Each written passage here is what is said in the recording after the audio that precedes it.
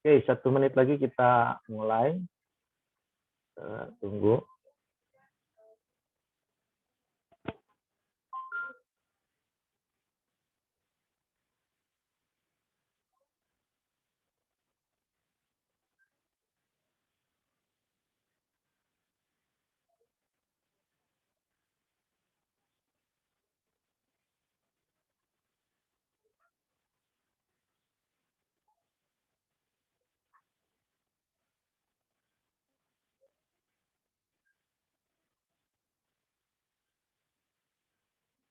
Gimana?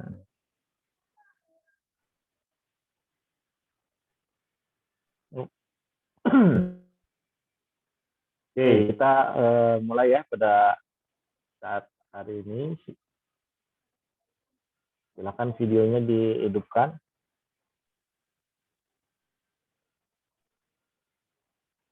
Pagi. Ya, pagi. Ada videonya yang lain.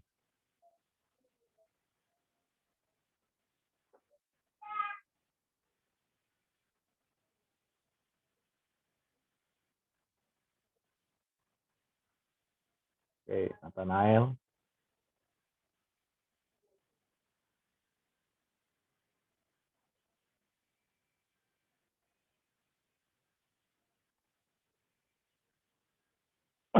Mana videonya nih?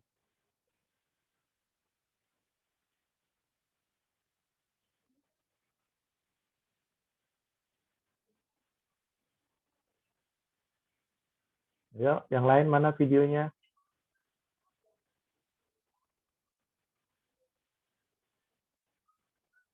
Nah, Nathanael.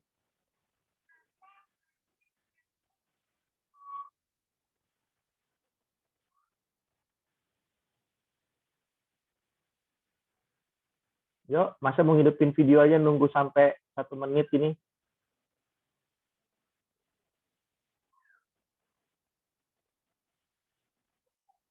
Berarti nggak ada orang ini ya? Nathanael ya? IndiHome-nya nge-lag, Pak. Hah? Nge-lag kali dia. Terus nge-lag. Makanya kalau hidup, pasti videonya hidup sebenarnya waktu kalian masuk. Nah, karena sering di mati nyala.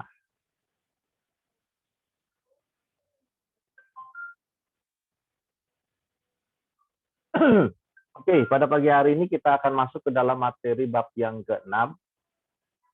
Kalian bisa buka buku cetak kalian ya di halaman 63. Sama enggak? Halaman 63.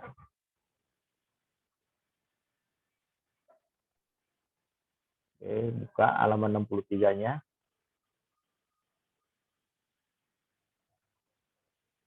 Oke. Ini materi yang ada di bab yang ke-6. Kalian tinggal buka.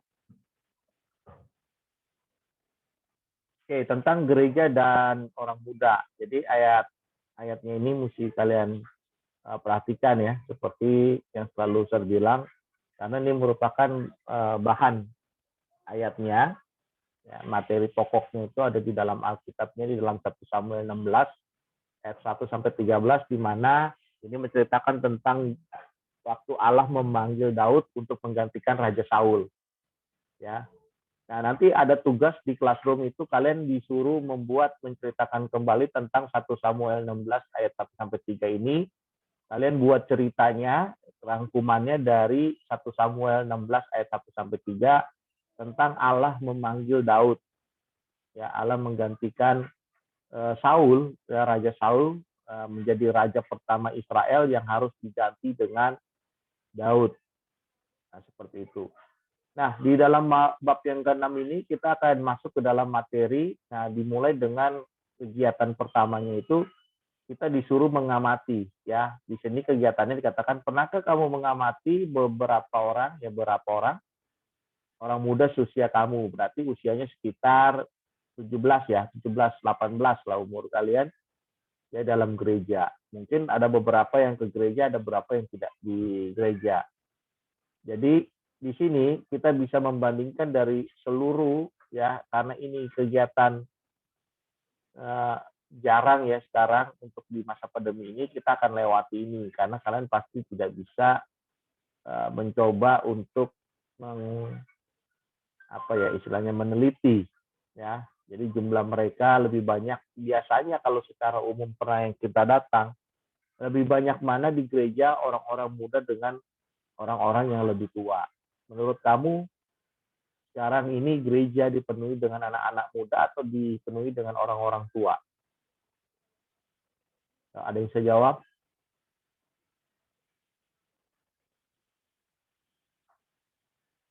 Tadi apa Pak soalnya? Ya, apakah di gereja sekarang dipenuhi banyak anak-anak muda atau dipenuhi orang-orang tua? Orang-orang tua. Kenapa? Kenapa lebih banyak orang-orang tua daripada orang-orang muda di gereja? Yang saya tahu sih kebanyakan yang orang-orang muda itu malas ke gereja. Iya. Terus selain malas, apalagi?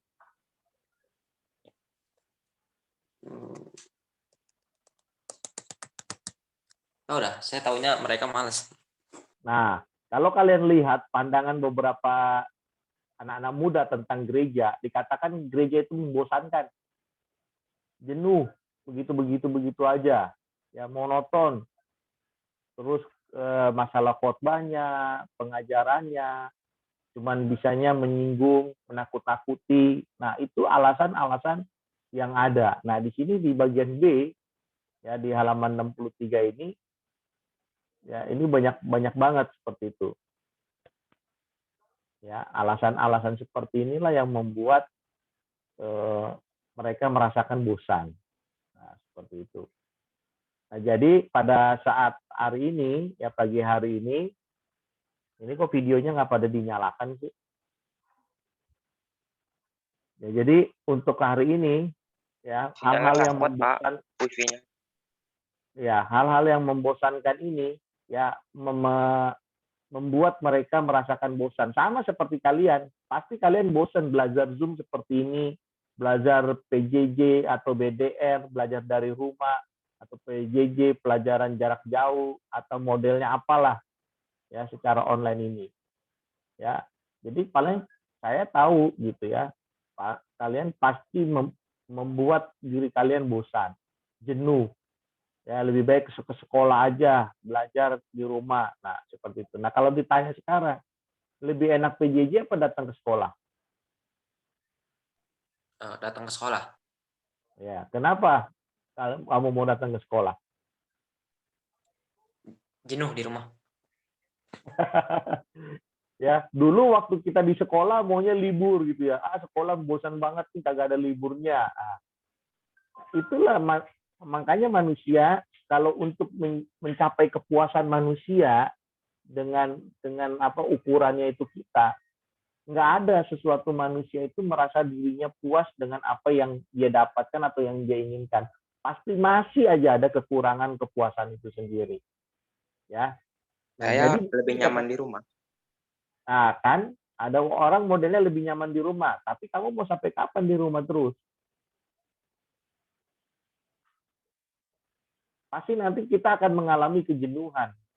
Kamu mau belajar di rumah terus, mungkin nyaman gitu kan, enak, bisa segala macamnya karena tuntutannya nggak ada.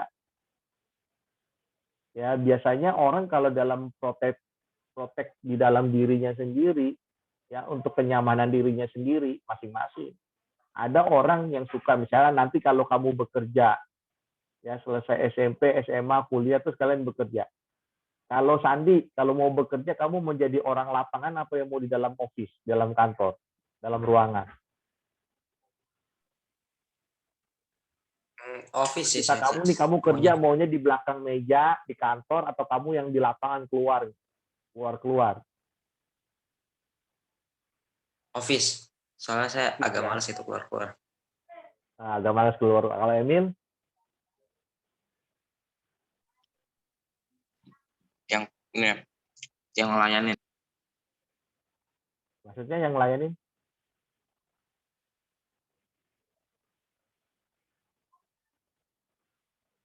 Jadi Emil kalau mau kerja kayak layanin gitu. yang di kantor atau kamu yang jalan mau yang di luar lapangan apa di dalam ruangan? Di dalam ruangan. Oh, berarti kan ada orang yang suka nggak mau dia di kantor. Karena kalau di kantor kan jenuh. Ada orang yang mau jadi sales, keliling-keliling, cak temu orang, bisa jalan-jalan. Ada orang seperti itu. Ya, ada orang maunya di kantor kerja, jenuh, aduh jenuh nih, pengen keluar mau refreshing seperti itu. Nah, sama halnya Di luar dengan capek. anak-anak. Iya, pasti di luar capek. Tapi ada juga orang yang bisa menikmati di luar. Kalau di luar jadi sales tuh bisa kerja kayak temen Sir, bisa kerja di 3 perusahaan dia jadi sales.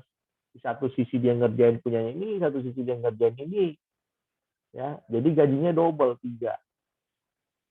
Nah, itu enak tuh kerja kayak begitu. Banyak serabutannya sana sininya dapet gitu. Nah, tapi kan itu nggak baik. Contoh yang tidak baik karena bisa kerja di 3 perusahaan. Ya, jadi pagi datang absen, habis ini bilang keluar, terus absen lagi di kantor yang satu lagi keluar absen. Nah, seperti itu. Ya, tapi di sini kalau bicara tentang anak-anak muda sekarang, ya mereka memang sudah kehilangan nilai-nilai spiritual, nilai-nilai kedekatannya dengan Tuhan. Maka dengan kemajuan teknologi yang ada, anak muda menjadi objek, ya, menjadi target, ya, menjadi sesuatu yang bisa dibelokkan dengan kemajuan teknologi sekarang. Nah, ini sangat bahaya. Makanya gereja, bagaimana menghadapi gereja yang sekarang yang ada di dalam pandangan anak-anak muda ini menjadi gereja yang membosankan, ya. Mereka anggap mereka akan menjadi gereja yang bosan, monoton, segala macam. Nah, seperti ini. Nah, sekarang sudah juga banyak gereja-gereja yang sudah membuka dirinya. Ya, membuka diri dalam arti ya apa yang diinginkan anak muda, ya mulai masuk anak-anak muda sekarang lebih banyak lagi dengan musik, ya bermain musik, mereka bisa menciptakan, mengeksplor. Kalau anak-anak muda yang suka dengan musik, mereka akan bisa. Dulu kan musik cuman sebatas di gereja ya seperti ini, nggak boleh ada yang rock terus segala macam. Sekarang gereja sudah ada beberapa gereja yang membuka kayak GBI Rock gitu kan, dan beberapa gereja yang lain yang tadinya nggak tepuk tangan tiba-tiba jadi tepuk tangan. Gereja yang tadinya nggak mau ada kumpul-kumpul anak muda dengan istilah sifat KKR atau semi KKR. Nah, mulai membuka diri untuk membenahi rasa kebosanan itu. Bukan datang ke gereja, duduk, manis, dengar firman Tuhan, terus pulang. Enggak. Tapi ada nilai-nilai yang ditambahkan juga dan variasi-variasi dalam tatanan ibadah yang sudah juga mulai berubah. Tapi ada juga gereja yang memang apa istilahnya liturginya seperti itu dari awal sampai saat ini dengan kemajuan teknologi yang ada ya masih jadul, masih memang mempertahankan. Nah, seperti itu. Ada juga yang seperti itu, tapi ya tadi isinya pasti orang-orang tua semua. Nah, bagaimana tantangan kita sekarang anak-anak muda? Kira-kira kalau sertanya nih dalam diri kalian masing-masing. Kalau kalian ada di dalam satu tempat yang monoton begitu terus, ini kan nggak tahu apakah kalian ke gereja semua atau enggak, saya nggak tahu. Kalau sini kita apa istilahnya berpandangan ya, misalkan kalian ada di satu tempat, ya ada di satu tempat dengan ritual kayak Zoom lah, kayak Zoom inilah contohnya. Masuk dikasih link absen, dikasih link Zoom, masuk ke Zoom. Nah, menurut kalian membosankan nggak ini? Bosan. Tidak. Nah, Sandi, Kalau saya bosan sih. bosan. Emil, Pastinya tidak. pastinya tidak. Kenapa? Alasannya apa? Karena sama-sama Karena belajar. sama-sama belajar. Tapi kok PR nggak pernah dikerjain? Cuman Sandi doang yang Saya full. bingung. Tugas di classroom cuman Sandi yang full. Nah, kayak ini sekarang. Tugas yang ada di classroom, yang UH-nya dibalikin cuma tadi. UH yang lain kalian nggak balikin kan? Emil mana UH-nya? Kamu nyatet nggak soalnya?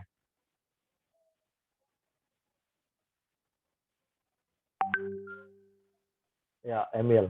Kamu ada ngulangin UH latihan apa UH ulangan 04 nggak? Di buku tulis kamu tulis nggak soalnya? Soal apa, Pak? Nah, soal apa kan bingung. Waktu kamu ngerjain ulangan kan disuruh tulis kan soalnya untuk kalian catat, untuk belajar, supaya kalian bisa mengerjakan. Ada. Nah, Saya simpan. kalau Nathanael bosen nggak Zoom? Nggak apa-apa. Ya, ritual Zoom ini, ritual Zoom nih. Bye-bye. Lu udah ngomong Kan apa-apa, nggak? udah bye-bye. Tahu, Jericho nih gak cepet dah. Ntar lagi ngomong. Iya, bye-bye. Nah, kedengeran nggak? Ya. Oh, sedikit. Sedikit ya. Nah, ini kan ritual yang datang, Zoom, dengerin, kalian videonya dimatikan. Saya lihat kalian di guru-guru yang lain itu pada dimatiin videonya. Saya bingung. Kalau saya sendiri agama, saya bilang harus dinyalakan videonya supaya apa saya bisa lihat. Kalian ngapain? Nah, ini makanya kebiasaan yang seperti Soalnya ini. ini, Pak. Kenapa? Sinyal. Iya, sinyalnya. Ini Bapak ngomong putus-putus, saya nggak kedengaran. Ya, kan karena ini juga kan kenapa kalian suruh aktifin kalau kalian nggak kedengaran, nanti kan ini ada siaran ulangnya di materi. Zoom ini kan serekam. Ya, Zoom ini serekam, makanya kalian bisa dengar lagi nanti di YouTube. Linknya ada di materi pasti. Nah, jadi ketakutan kita kayak tadi sinyal, ketakutan kita karena ya nilai segala macam. Nah, ini juga yang membuat beberapa ketakutan anak-anak muda di dalam gereja juga seperti ini. Ya, tapi ini seharusnya ketakutan ini seperti kita harus bisa membenahi diri. Contohnya nih, kayak takut untuk memiliki harga diri pribadi dan kebijaksanaanku sendiri. Ini maksudnya sebenarnya baik. Ya, supaya dengan adanya rasa ketakutan itu ada nilai yang kita bisa perbaiki, bahwa kita jangan menjadi orang yang takut lagi. Takut akan gerak, ya, takut akan arus yang mengarahkan kita. Nah, kita percaya bahwa Tuhan pasti akan menolong. Roh Kudus akan menolong. Takut kita salah mendalam mengambil keputusan. Ada Alkitab, ada firman Tuhan. Ada orang tua kita yang akan membimbing kita. Ada guru kita yang mengarahkan kita. Nah, ketakutan ini kan bisa kita gantikan dengan hal yang positif sebenarnya. Ya, terus kita takut untuk berbeda dengan orang lain. Ya, memang Tuhan ciptakan manusia nggak sama satu dengan yang lain. Pasti ada perbedaannya. Nah, bagaimana kita dari perbedaan itu kita bisa menarik ya kesamaan dalam hidup kita. Di matematika kan belajar tentang irisan kan, dari lingkaran A terus lingkaran B. Nah, kita cari kesamaan dari lingkaran A dan lingkaran B. Kalau dia disatukan seperti ini, nah terdapat irisan di tengahnya. Ya, ada irisan. Nah, itu hal yang sama. Perbedaan diciptakan, ya. Tuhan menciptakan manusia berbeda-berbeda itu supaya ada satu kesatuan, saling melengkapi satu dengan yang lain. Nah, itu makanya ketakutan yang sifatnya dunia yang akan mengarahkan kita itu keputusannya ada dalam diri kita. Apakah kita menjadi orang-orang yang takut, lalu kita akan masuk ke dalam hal yang negatif, atau kita menjadi takut, dan takut itu kita arahkan ke hal yang positif. Nah, itu balik lagi ke dalam diri kita. Bagaimana sebenarnya Allah ada dalam kehidupan kita, gereja ada untuk anak-anak muda. Nah, itu yang harus diambil. Contohnya seperti itu.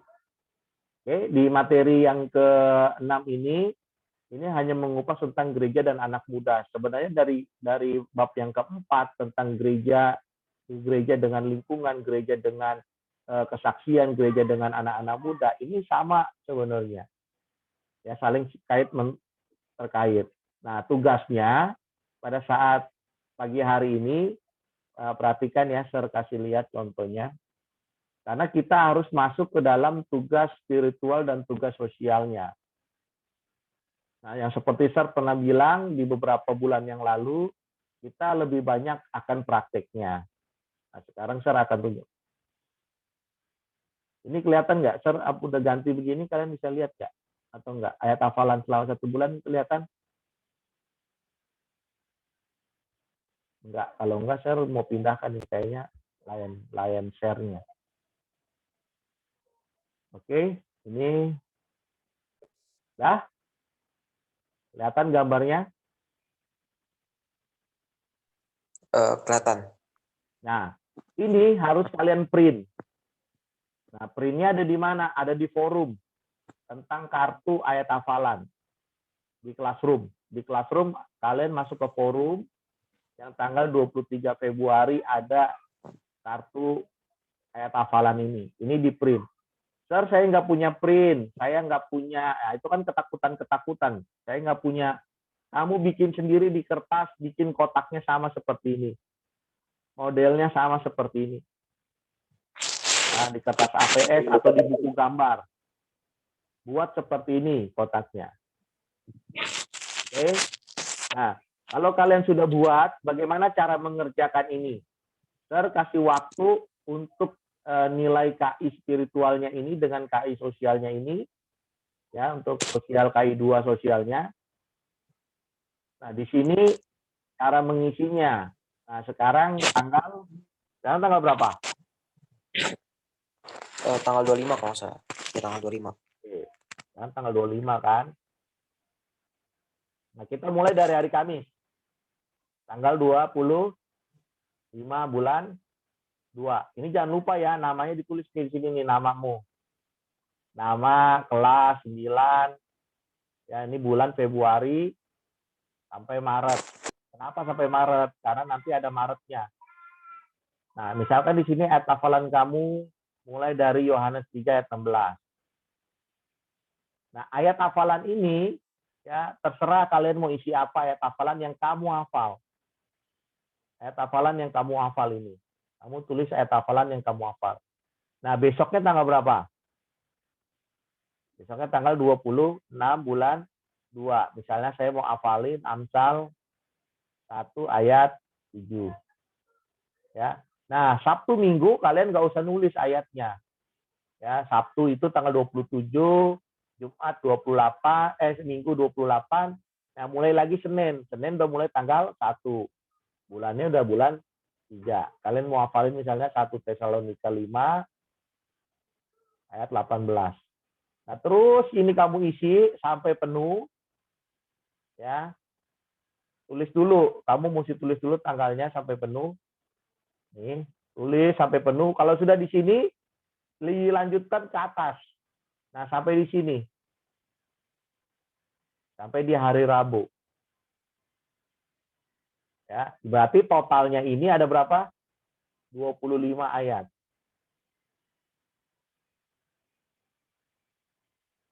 Ya, ini ada 25 ayat hafalan. Nah, batas waktunya sampai besok jam 3 sore. Jadi ini harus sudah dikerjakan. Nah, nanti tempat pengumpulannya nanti Sir akan buat untuk minggu depan. Minggu depan kan kita ketemu lagi di sini. Ya, pasti kalian udah sampai di sini ayat hafalannya untuk dihafalin. Nah, Sir akan tes nanti kalian dari yang ini sampai ini. Tapi ini harus kalian buat dulu kalender ayat hafalannya sampai 1 bulan full. Sampai di sini sampai 25. Oke, kalian harus simpan di print dan harus kalian punya dulu ya di print. Seperti itu kalian buat dulu di buku APS, di kertas APS atau di buku gambar pun nggak apa-apa, pasti muat ini. Bikin seperti ini. Oke, ada yang mau ditanya di sini? Tugasnya tentang tugas ini? Mengerti?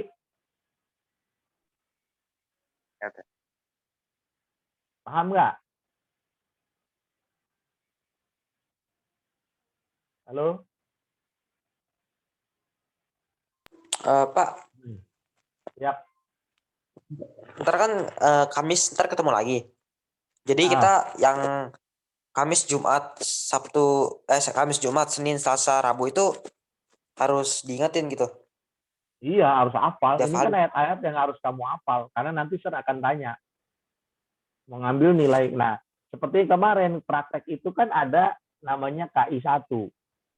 Itu tentang spiritual. Spiritual, doa, ayat Alkitab, ya. Ya Alkitab. Terus ada KI 2. KI 2 itu kan sosial, tentang hubungan kita, toleransi kita, karakter kita, ya baik, sopan santun, disiplin. Nah, terus KI 3, pengetahuan.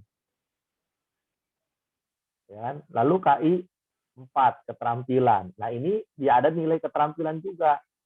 Keterampilannya apa? Ini membuat kartu ini, hafalan. Nah, saya mau lihat kalian buat nggak ini hariannya, diisi nggak? Seperti itu. Nah, spiritualnya dari mana pada saatnya? Sandi coba 1 Tesalonika 5 ayat 18. Terus atau nanti Yohanes 3 ayat 16. Nah, seperti itu. Karena akan langsung nilai karena kita akan langsung lebih banyak praktek. Kalau tidak salah, kita akan PTS itu bulan Maret awal. Tanggal 8 atau tanggal 1. Ya, jadi harus kalian benar-benar. Kenapa? Kalau nggak salah tanggal 1 saya ingat. Tuh. Ya, makanya Sir juga dengarnya tanggal 1, tapi di SD tanggal 8. Ya, di SD tanggal 8. Kemungkinan besar juga kamu sama tanggal 8. Mungkin diundur.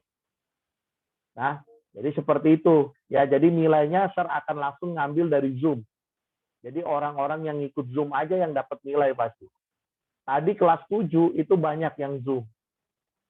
Ya, itu luar biasa lah. Sir apresiasi untuk kelas 7 tadi. Semua banyak yang masuk. Ya, mungkin karena ya, semua guru-guru udah bilang lebih baik nilai jangan nggak ikut Zoom, nggak absen, tiba-tiba bisa ikut ulangan, bisa ikut ya apa, nah itu yang sangat disayangkan. Ya, jadi di pelajaran agama ini saya selalu bilang, ingatkan, tetap kalian harus live langsung di Zoom-nya, dan saya akan praktekkan langsung di dalam Zoom-nya ini. Oke, itu tugasnya. Ya, dibuat, jangan lupa. Ada lagi yang mau ditanyakan untuk tugasnya? Dan juga ada di tugas di classroom. Ya, tugas di classroom-nya saya kasih lihat dulu. Oke, tugas bab 6-nya itu suruh buat cerita tentang Daud. Ya, kalian lihat tugas 14. Tugas 14-nya. Saya kasih lihat supaya kamu sekalian di video ini. Nah, ini. Ya. Tugas ini nih ya di sini tugas 14. Ya, buat cerita singkat Allah memanggil Daud dari 1 Samuel 16.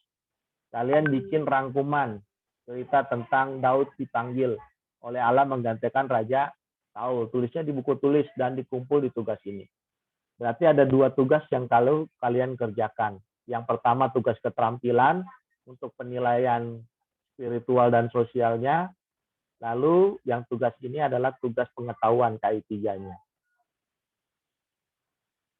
Oke, mengerti? Paham? Bagaimana anak-anak kelas 9? Ya, kalian udah mulai ada TO loh. Udah dibilangin belum sama wali kelas kalian? Udah mulai ada TO. Ikut rapat nggak? SD sih sudah mau mulai tanggal 28 ini dia. 28 ini SD akan TO pertama. Kalian ujian kan? Kalian tanya sama wali kelasnya, TO-nya kapan? Reot buat ujian. Oke, ada lagi yang mau ditanya? Anak-anak kelas 9?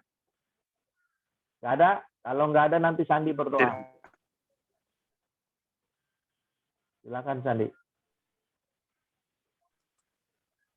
Mari teman-teman kita berdoa.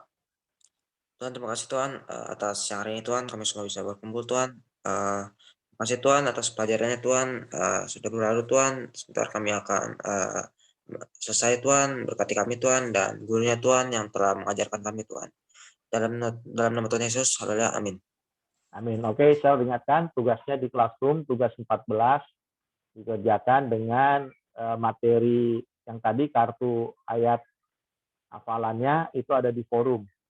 Oke, itu aja yang remedial. Sir masih buka sampai tanggal 28. Lewat dari tanggal 28, walaupun kalian kumpulkan, Sir nggak akan nilai. Ya, karena Sir udah kasih waktu 2 minggu untuk remedialnya. Oke, terima kasih. Tuhan Yesus memberkati dan sampai jumpa. Nah, makasih, Sir.